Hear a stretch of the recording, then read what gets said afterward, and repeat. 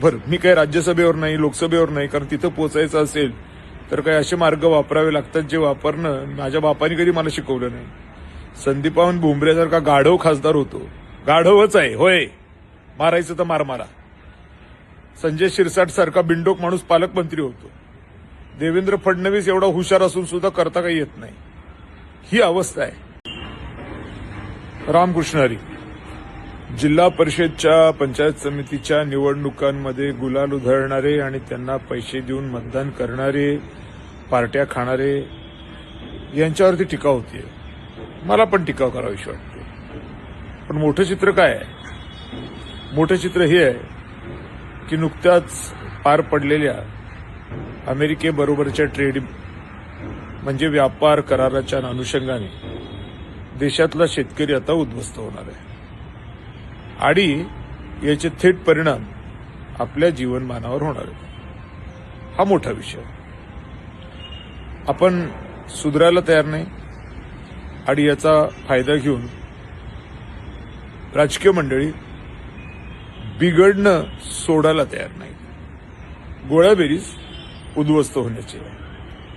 मी निवडणुकी ज्यावेळेला भारताच्या अर्थकारणाबाबत बोलत होतो तर माझे उमेदवार म्हणायचे की दादा तुम्ही हे बोलू नका, का? कारण की या लोकांना समजतच नाही. आता यांना समजत नाही.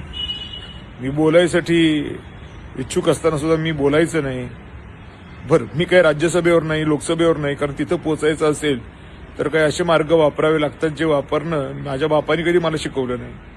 संदीपावन भुमरेसारखा गाढव खासदार होतो, गाढवच आहे होय, मारायचं तर मार मारा.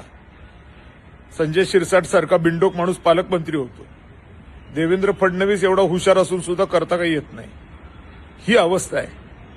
अशा या अवस्थेमध्ये आपण दैनंदिनरित्या गुरफटतच जायचं का? आम्ही आपले व्हिडिओ काढायचे, लोकांनी आमची मजा उडवायची.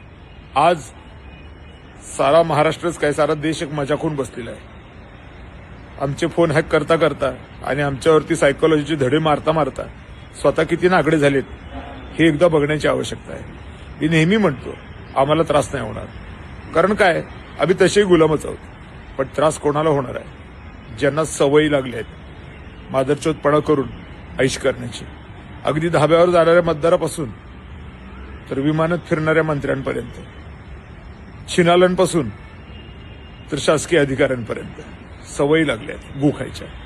ते गु काही दिवसानंतर बंद होणार आहे. मग यांची फार मजा लागेल. जय श्रीराम. भारत माता की जय.